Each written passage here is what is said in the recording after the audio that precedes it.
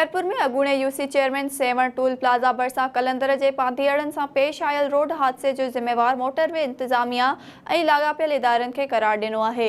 SSU से reporter Mohsin भट्टी मूजिब Zahid Khan फुलपोटो press conference कंदे चयो त सेवण वेन हादसे जो कारण बोध दौरान नाकारा थियल रोड और ऊंदाही सबब पेश आयो, जैजा जिम्मेवार मोटरवे इंतजामिया और लागापियल इदारा आहिनि। हुन चयो त सेवण रोड हादसे ते केतराई खदशा मौजूद हुआ, जेके अगूणे वडे वजीर सैयद कायम अली शाह और MNA नफीसा शाह की मार्फत सिंध हुकूमत आडो रखिया आहिनि।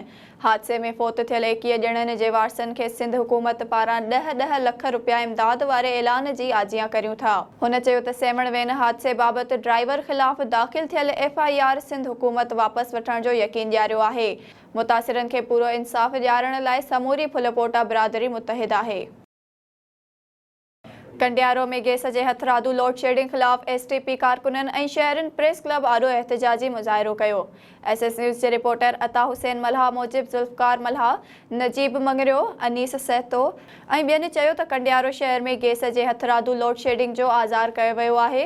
सॼो ॾींहुं गैस बंद कियो वञे थो, रद पचा के वक्त ते भी गैस नाहे, ॿारड़ा नाश्तो करण खां सवाइ स्कूल वञनि था। हुननि रीजनल मैनेजर नवाब शाह खां मुतालबो कियो त SDO गैस के हटाए कंडियारो शहर में गैस की लोड शेडिंग खत्म कई वञे, ॿी सूरत में एहतजाज जो दायरो वधायो वेंदो।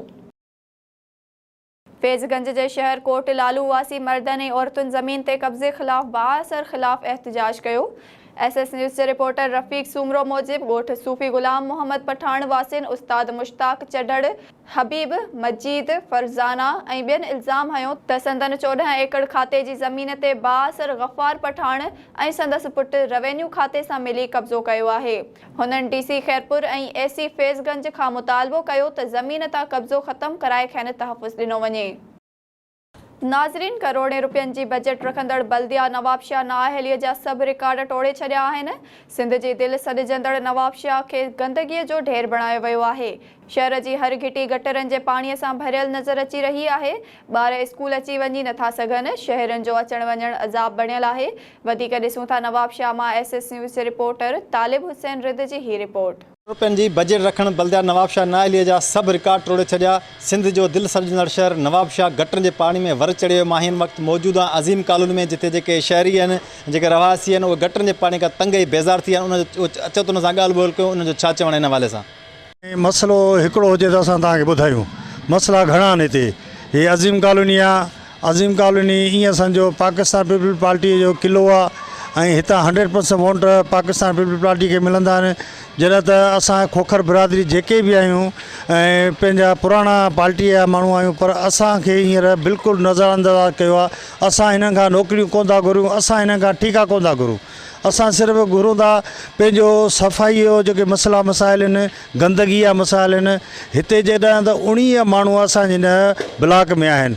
19 माण्हुनि मां जेके हींअर असां वटि हिकु बि कोन्हे। अचनि त था पर रांदो कम के ख़राब करे हलिया था वञनि, गटर बंद था करे वञनि। सम्झ में नथी अचे त हिननि जी पॉलिसी छा आहे। हाणे बरसातुनि के 3 महीना गुज़रिया आहिनि।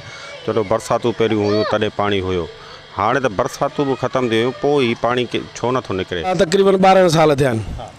चई इन्हनि खे बल्दिया वारनि खे, ऑफिसरनि खे, इन्हनि जे सुपरवाइज़रनि खे, पर केरु तवजो ही कोन थो ॾे। धप ई आहे जो असांजे ऑफिस में हू चवंदा अथई बसि असां किचिरो खणूं था। हाणे हिन प्लाट जे मालिक खे घटि में घटि एतिरो त चवरायो, ही बल्दिया वारनि खां पैसा थो वठे। कंहिंखे बि चऊं था सो सभु को इहा ई ॻाल्हि थो करे त मोटर हलाइण खां सभु कंहिंखे बेज़ार आहे। दादूअ जे इलाइक़े मज़दूराबाद में पब्लिक हेल्थ जे ड्रेनेज स्कीम जे पाइपलाइन फाटण सबब समूरो गंदो पानी खड मोहल्ला में दाख़िल थी वियो। SS न्यूज़ के रिपोर्टर अकील लाखो मूजिब खड मोहल्ला के रवासिन मेहरान लगारी ऐं ॿियनि चयो त म्यूनिसिपल कमेटी ऐं पब्लिक हेल्थ की लापरवाही सबब लाइन जो गंदो पानी संदन मोहल्ला में दाख़िल थी वियो आहे। हुननि चयो त deputy commissioner Dadu, public health engineer Ishrat Panwar ऐं SDO अवैस अहमद दावच समेत म्यूनिसिपल एडमिनिस्ट्रेटर जावेद राहपोटो के लिखत में शिकायत दर्ज कराई, पर हिन महल ताईं को भी अमलदार पानी कढाइण लाइ नाहे पहुतो। पको बरसा गोठ हुसैन बलोच में ज़रई ज़मीनुनि मां बरसाती ॿोॾि जो पाणी अञा ताईं निकाल न थी सघियो। SS न्यूज़ जे रिपोर्टर अब्दुल जब्बार बलोच मूजिबि पाणी निकाल न थियण सबबि 100 एकड़ ज़रई ज़मीन फसल उपाइण खां रहिजी वई। आबादगारनि जी कंहिं बि सार न लधी आहे। ॻोठ घोघारो, ॻोठ अतर मुग़ैरी ऐं ॻोठ नूर मोहम्मद मुग़ैरी समेत सवे ॻोठनि ऐं ज़मीनुनि में पाणी जो वहिकरो अञा बंदि न थी सघियो, जंहिं सबबि सारियालो फसल लुढ़ी वियो। आबादगारनि चीफ जस्टिस, वज़ीर आज़म पाकिस्तान ऐं ॿियनि आला इदारनि खां मुतालबो कंदे चयो त ज़मीन मां पाणी निकाल करायो वञे।